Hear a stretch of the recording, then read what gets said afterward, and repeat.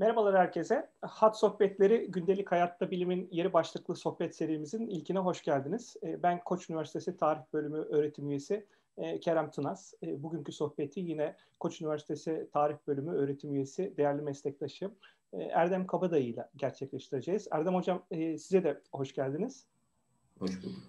Tabii bugünkü sohbetimiz bu serinin ilki olduğu için kısaca ben bu sohbetlerin neyle ilgili olduğundan, bu sohbetlerin amacının ne olduğundan bahsedeyim önce.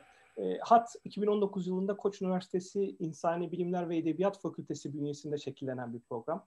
Fakültemizdeki akademisyenlerin bilimsel birikimlerini ve çalışmalarını değişik mekanlarda farklı etkinliklerle toplumun her kesiminden ilgilenen herkese buluşturmayı amaçlayan bir oluşum.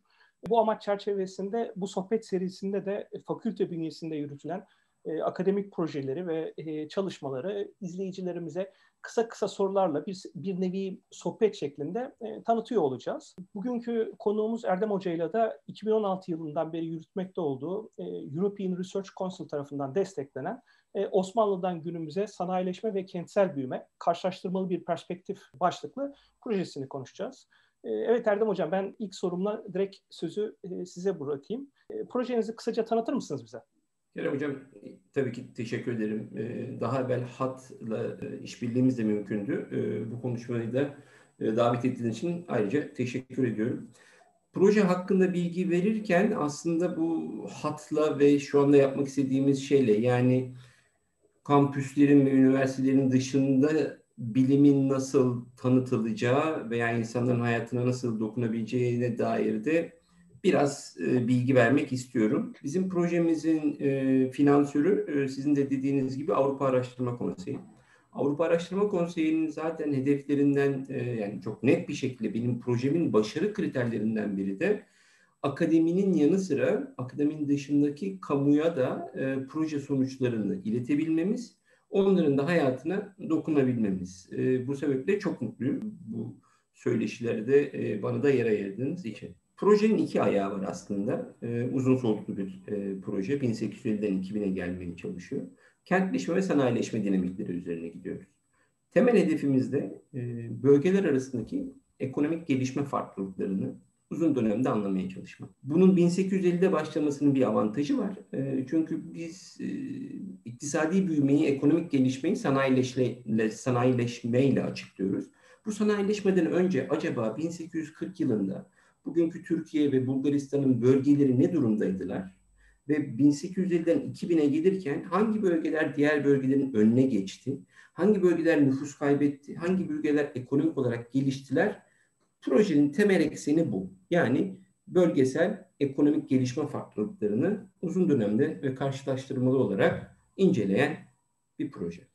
Peki hocam, diyelim ki ilkokul 3. sınıftan genç bir arkadaşımız da merak edip bu videoyu izliyor ve size Erdem Hocam iyi güzel de bu yaptıklarınızın benim için biraz daha anlaşılır olması için bana bir örnek verip nasıl işlediğini açıklar mısınız diye bir soruyla geldi.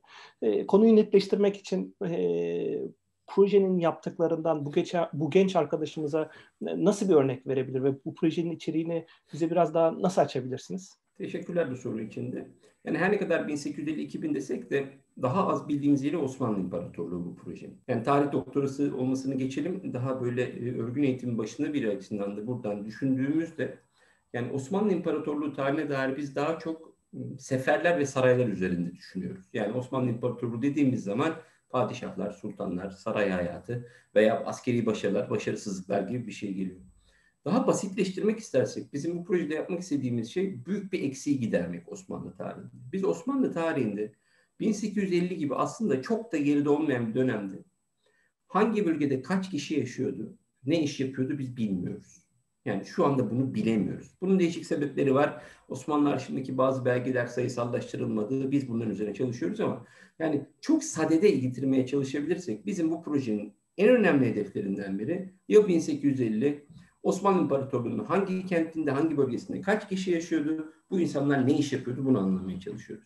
Bunu biraz daha niye yapmaya uğraştığımızı açıklamak için daha böyle akılda kalabilecek bir örnek vermeye çalışırsak, bu iktisadi gelişim çok önemli bizim açımızda. Ve bölgeler arasındaki fark için mesela ulaşım maliyeti de önemli. Biz bu projede ağırlıklı olarak ulaştırma maliyetini de yapmak istiyoruz. Mesela Türkçemizde bir içim kahvenin 40 yıl hatırı vardır diye bir laf vardır. Bunun sebebi Osmanlı İmparatorluğu'nda ulaşım maliyetinin yüksek olması.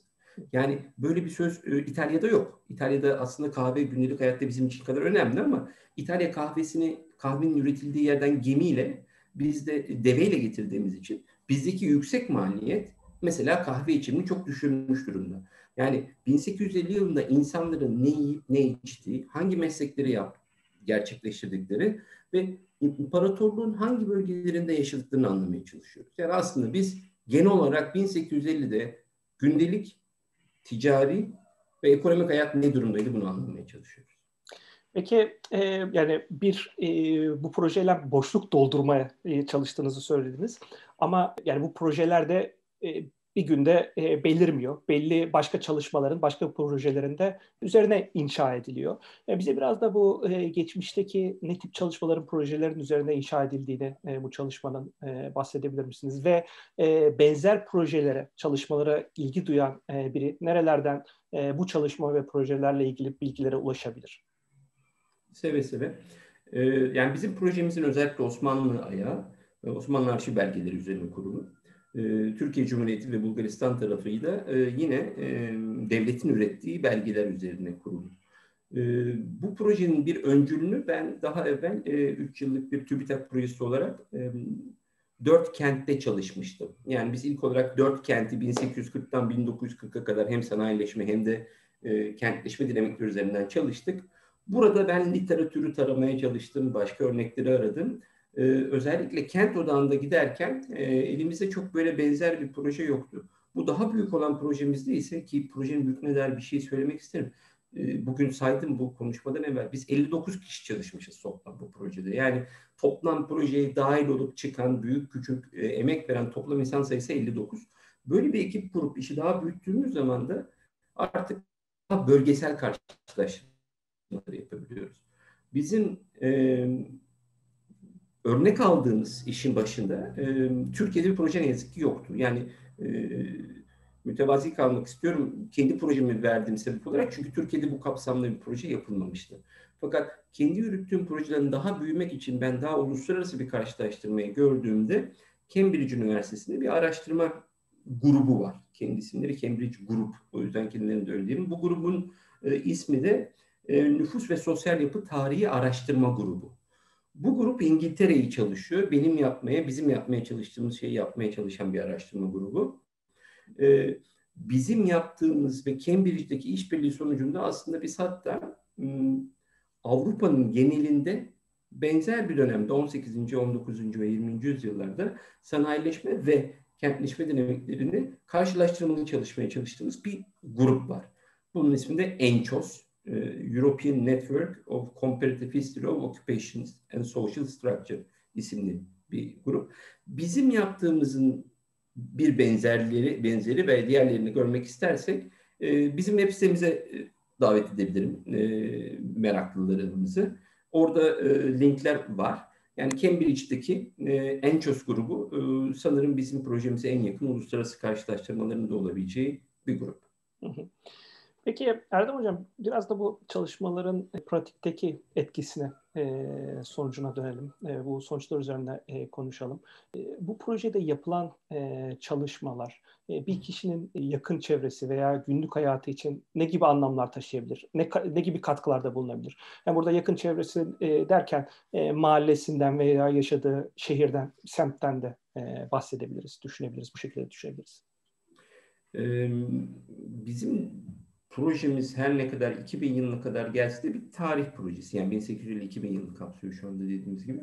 2000 güncel bir şey. Yani yaşı bizim yaşımız olan insanlar için aslında 2000 oldukça güncel ama aslında bizim projede üretmeye çalıştığımız bazı sonuçlar bugünle de ilişkili. Tarihi haritalar ve Osmanlı arşivinden ve Türkiye Cumhuriyeti arşivlerinden elde ettiğimiz nüfus ve ekonomik bilgileri biz haritalamaya çalışıyoruz. Haritaladığımızda da bu haritaları aslında statik ve kağıt üzerine, yani iki boyutlu haritalara değil, interaktif ve sayısal, dijital haritalar yapmaya çalışıyoruz. Bu da hatta cep telefonu uygulamaları bile mümkün. Ki hatla bir denememiz de olmuştu. Kerem Hocam siz de vardınız, beraber organize ettik aslında. Mesela bizim projenin bir parçası olarak biz Büyükada'da, affedersiniz, Büyükada'da 3 tarihi dönemdeki haritalar üzerinden bir yürüyüş yapmayı denemiştik. Ben oldukça da keyif almıştım. Umarım başarılı da olmuştur. Bizim projenin 2 tane daha buna benzer, bugüne de değebilecek, mahalleye, yaşanılan yere dokunabilen haritalama pratiği var.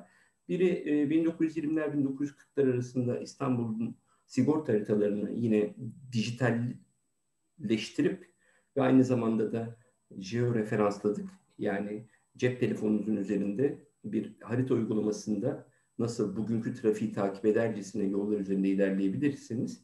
Biz aynı şekilde 1940'lar, 1930'lar İstanbul'da da yürüyebilmek, bazı binaları görebilmek, hangileri hala burada, hangileri yıkılmış, bu ayrımı görebilecek bir uygulama geliştirdik. Bu benim memnun olduğum, umarım akademik yayın ötesinde de insanlara değebilecek, dokunabilecek ürünlerinden biri.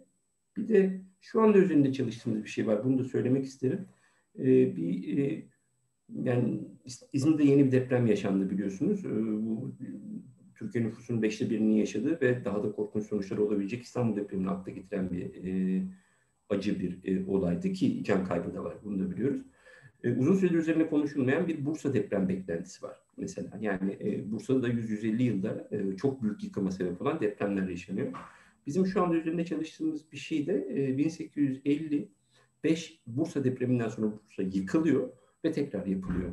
Biz bu harita uygulamalarından birinde de Bursa'nın hangi bölgeleri çok büyük hasar gördü 1855 depreminde? Buna benzer olası 7 Richter civarında bir depremde şehrin neresi nasıl hasar görebilir? Şehir nasıl kentleşme dinamikleri devam etmiş? Bunu da yine mümkünse Bursalılarla Bursa'da beraber yapmaya çalışacağız. Peki Erdem Hocam, son olarak ilkokul 3. sınıftaki genç arkadaşımıza geri dönelim ve size sorduğu sorunun üzerinden 20 yıl geçtiğini düşünelim. Hatta bu arkadaşımız şimdi Koç Üniversitesi'nde belki de master'ını ya da doktorasını yapıyor olsun. 20 yıl sonraki hali için bu proje nasıl bir katkı sağlamış olacak ya da olabilir? Bu ilk sorudan biraz daha zor ama bizim de hedefimizde olan bir şey açıkçası. Yani